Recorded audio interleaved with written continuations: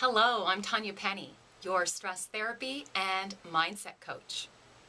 So today I want to talk about procrastination and give you a cure for procrastination. Now, I would never have considered myself a procrastinator. I am an overdoer, I'm an overachiever, but what I have found is sometimes I do fall into procrastination. So the number one thing you want to do when you find that you have fallen into procrastination is to not judge it. You want to become aware of it, and in order to become aware of it, you have to be accepting of it. Because the truth is, we all fall into procrastination. Even the biggest, strongest of doers and overachievers find themselves in it. And how did I know that I was in it today? I was starting to feel stressed out. I was starting to feel overwhelmed. I was starting to feel this in my chest. And I was like, what is going on here? And I was like, oh, there's this thing on my schedule that I don't want to do today, and I'm procrastinating from doing it.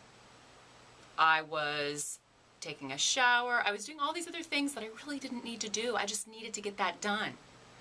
So number one, you have to become aware of it. But to become aware of it, you have to accept that it's even something that you do.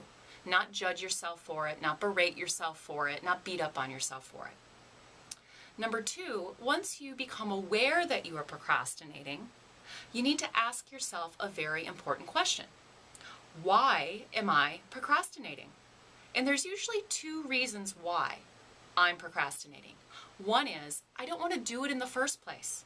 Like it's just something I said I would do, said yes to, whether it be for myself, in my business, with family or friends, maybe some goal that I put on myself, and I really don't want to do it to begin with.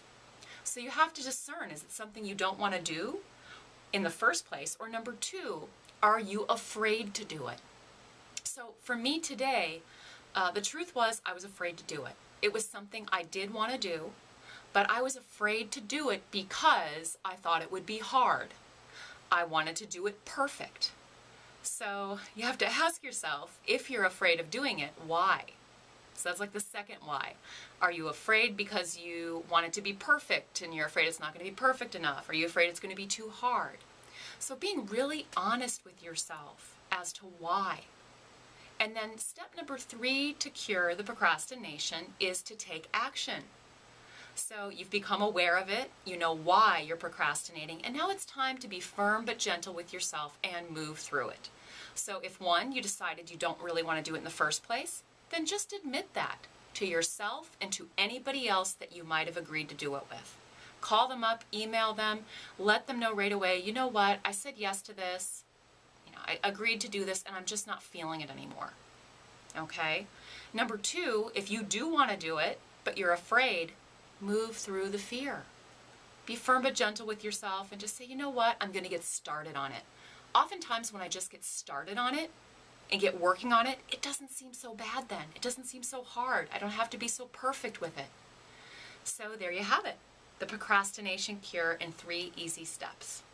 So I'm Tanya Penny, and whether you're procrastinating in your business, something in your life, a chore, an activity, whatever it is, just go through the 3 steps of the procrastination cure and it will help you. So have a great week and thanks for joining me. I'm Tanya Penny.